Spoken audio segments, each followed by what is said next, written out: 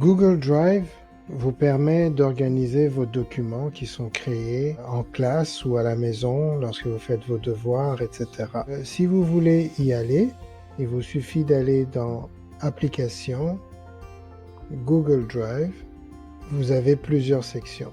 Vous avez une section ici en haut à gauche pour pouvoir naviguer à travers vos documents, mais le plus important, c'est celui qui s'appelle Mon Drive, dans lequel vous avez cette partie ici où il est marqué Dossier et Fichier. Pour faire une analogie, Google Drive est un peu comme une clé USB dans ce qu'on appelle le cloud. Il y a plusieurs sortes de documents qui peuvent être sauvegardés ici et on peut les organiser en dossiers ou en fichiers. Si par exemple je vais à un dossier précédent, vous voyez, j'ai des sous-dossiers qui peuvent contenir des fichiers. J'attire votre attention vers la partie supérieure gauche et surtout à Mon Drive.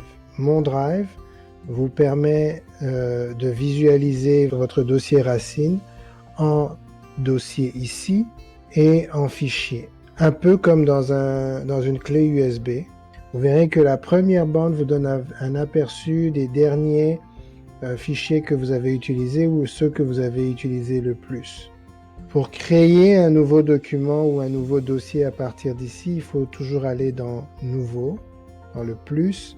Vous pouvez créer un dossier, vous pouvez importer un fichier de votre ordinateur, importer un dossier qui est de votre ordinateur, et vous pouvez créer un nouveau document Google Doc, un document Google Sheets, Google Slides, Google Forms, et vous avez également des applications additionnelles comme Drawings, My Maps pour faire des cartes, Sites, etc., etc.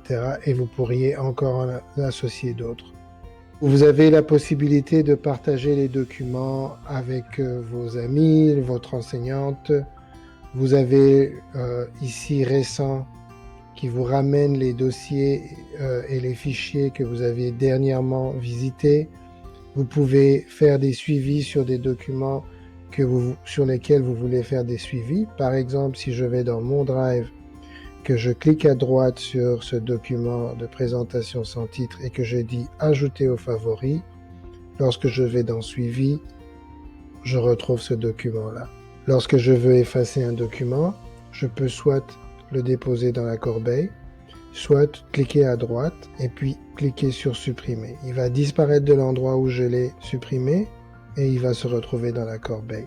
Je peux le restaurer si je me rends compte que j'avais fait une erreur. Et voilà. C'est également ici que Classroom va créer un dossier pour gérer ces documents et on vous demandera de ne pas aller modifier les documents qui se trouvent dans ce dossier. Merci beaucoup.